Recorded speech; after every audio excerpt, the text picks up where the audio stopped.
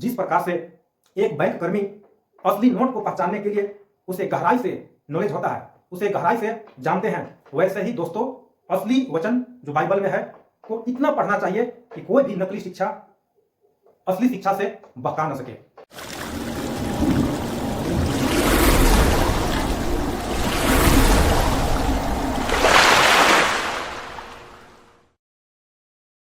दोस्तों जय मसीह की। मेरा नाम राजकुमार मिंज है। मैं मसीह मंथन बैठक से जुड़ करके झूठी शिक्षाओं के विरुद्ध सत्य का वचन को प्रकट करता हूं। और इस समय में बहुत से झूठे भविष्यद्वक्ता उठ खड़े हुए हैं और इसके संबंध में प्रभु यीशु मसीह ने पहले ही कड़ी चेतावनी दिए थे कि आने वाले समय में झूठे भविष्यद्वक्ता उठ खड़े होंगे और उनसे सावधान रहना है, क्योंकि झूठे भविष्यद्वक्ता भेड़ों के भेष में भेड़िए बन करके आएंगे और तुमको नोच खाएंगे। और ये वचन कहाँ पे लिखा हुआ है? मत्ती का पुस्तक इसका अध्याय 7 और 15 में लिखा हुआ है। और इस प्रकार से लिखा हुआ है कि झूठे भविष्यद्वक्ताओं से सावधान रहो, जो तुम्हारे पास भेड़ों के भेष में आते हैं परंतु भीतर से फाड़ने वाले भेड़िए हैं। तो यीशु मसीह ने कड़ी चेतावनी दिए हैं कि ऐसे भविष्यद्वक्ताओं से जो झूठी शिक्षा देते हैं, जो कि भोले भाले बन करके मासूमियत बन करके कलीसिया में आएंगे और भोले भाले भेड़ों को नोच खाएंगे।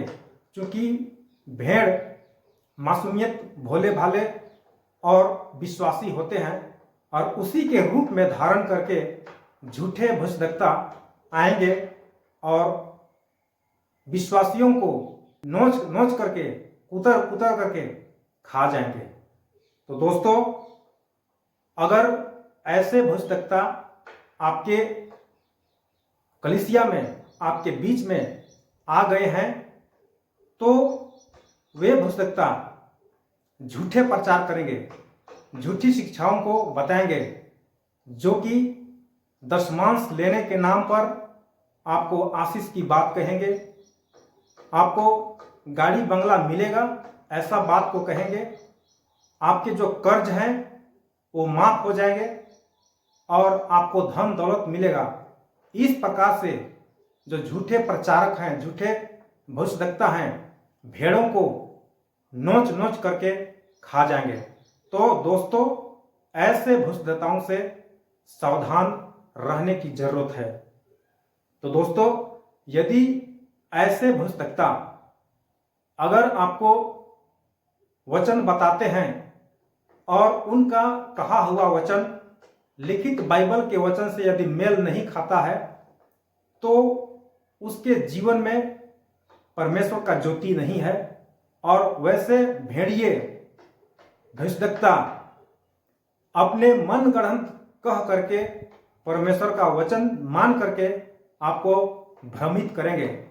तो ऐसे भविष्यद्वक्ताओं से सावधान रहना बहुत जरूरी है, क्योंकि ये लोग दशमांश के नाम से आपको नोचेंगे, पवित्र आत्मा मिलेगा के नाम से नोचेंगे और कई एक प्रकार के आशीष मिलेगा इसके नाम से आपको नोचेंगे, धन दौलत के नाम से आपको नोच खाएंगे। तो दोस्तों मैं आपको बता दूं कि जो ऐसे भविष्यद्वक्ता रहते हैं, जो भक्ति का भेष में आएंगे, भेड़ों का भेष में आएंगे, लेकिन अंतर यही रहेगा कि विश्वासियों को, जो मासूमियत भोले भाले लोग हैं, विश्वासी लोग हैं, उनको नोच खा जाएंगे।